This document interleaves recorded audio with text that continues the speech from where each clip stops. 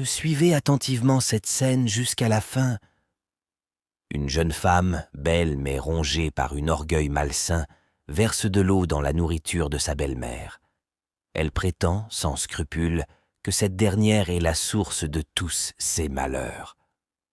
La belle-mère, surprise et blessée, la regarde droit dans les yeux et demande d'une voix tremblante. « Pourquoi fais-tu cela? Pourquoi mettre de l'eau dans ma nourriture? Depuis quand agis-tu ainsi ?» La belle-fille, le regard plein de mépris, réplique sans aucune once de remords. « Et alors? Je m'en fiche. De toute façon, c'est toi la cause de tous mes problèmes. C'est à cause de ta sorcellerie que je n'ai jamais eu d'enfant dans cette maison. Mauvaise femme, que devient cette vie si une belle-fille doit insulter sa belle-mère ?» C'est à ce moment précis que le fils de la vieille dame rentre du travail. Il découvre sa mère en larmes, penchée au-dessus du plat souillé. Interloqué, il demande des explications. La mère, la voix brisée, lui dit « Mon fils, regarde, c'est ta femme qui a fait ça. » L'homme, stupéfait, se tourne vers sa femme. « Pourquoi as-tu versé de l'eau dans la nourriture de ma mère ?» Mais la jeune femme, animée par un esprit malveillant, nie sans sourciller. Elle accuse à nouveau sa belle-mère. « Ta mère est en train de faire de la sorcellerie. La nourriture qu'elle m'a donnée était déjà gâtée.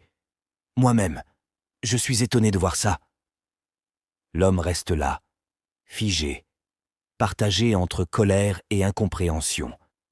Et pendant que le silence retombe, la vérité, elle, attend toujours d'être révélée.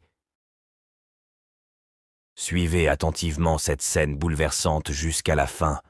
Une femme, animée par un esprit de méchanceté et rongée par la jalousie, OSA a posé la main sur la fille innocente de sa voisine. Par un acte diabolique, elle la transforma en igname, puis tenta de s'éclipser, l'air de rien. Mais c'est alors que la mère, inquiète, commença à chercher sa fille. « Avez-vous vu ma fille? Elle jouait ici tout à l'heure sur son vélo. Elle était là.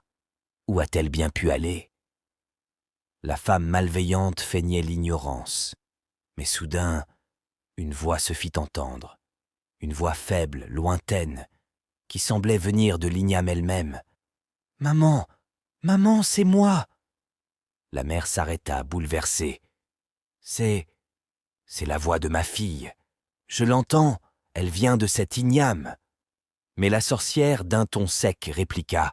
« Mais non, ce n'est qu'une igname que j'ai achetée au marché. » La mère, troublée mais déterminée, insista. « Je connais la voix de mon enfant. Elle m'appelle, j'en suis sûre. » La femme continua de nier farouchement. Mais la vérité ne peut être cachée éternellement.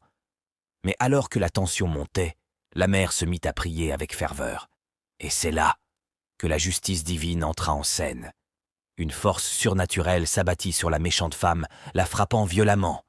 Elle hurla, et la vérité commença à éclater. Si tu veux connaître la suite de cette histoire incroyable, like, commente, et n'oublie pas de t'abonner. La justice divine ne dort jamais.